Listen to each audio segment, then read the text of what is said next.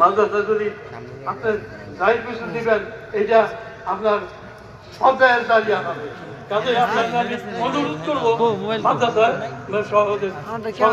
জসিম তালুকদার, জেলা মুন্সিগঞ্জ।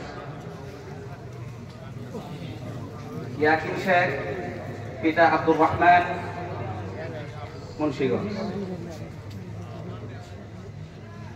সাব্বির আহমদ সাআদ, পিতা মাওলানা জুবাইর হোসেন, মুন্সিগঞ্জ।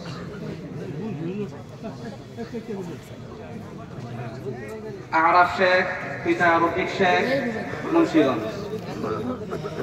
মোহাম্মদ আনাস, পিতা মোহাম্মদ সুমন মিয়া, মুন্সিগঞ্জ। মোহাম্মদ রফিকুল ইসলাম, পিতা মোহাম্মদ জামাল উদ্দিন, বরিশাল। আব্দুল্লাহ সাইফি, পিতা রতন শেখ, মুন্সিগঞ্জ। মোহাম্মদ বাইজিদ, পিতা মুশাররফ, মুন্সিগঞ্জ। মোহাম্মদ রাকিব হাসান, পিতা রমজান আলী, সিরাজদি খান। মোহাম্মদ ওবায়দুল্লাহ, পিতা হাফেজ হুসাইন আহমদ, বরিশাল। হাফেজ মোহাম্মদ রিয়াজুল ইসলাম, পিতা আল আমিন, জেলা বরিশাল।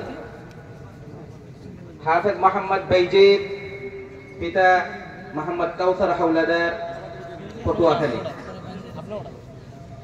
হাফেজ মোহাম্মদ আবির ইসলাম, পিতা রফিকুল ইসলাম, শ্রীনগর। মোহাম্মদ সাব্বির আহমেদ, পিতা মাহবুব আলম, মুলাদি। হাফেজ মোহাম্মদ আব্দুল্লাহ, পিতা মোহাম্মদ আবু হানিফ, সিরাজদি খান।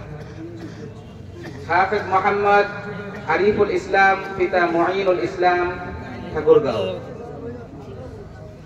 হাফেজ মোহাম্মদ রাকিব হাসান, পিতা আব্দুল্লাহ হিলালি, ফরিদপুর। হাফেজ মোহাম্মদ জুবাইর আহমেদ, পিতা মাওলানা রুহুল আমিন, চাঁদপুর। হাফেজ আবির হুসাইন, পিতা আতিয়ার হুসাইন, সিরাজদি খান।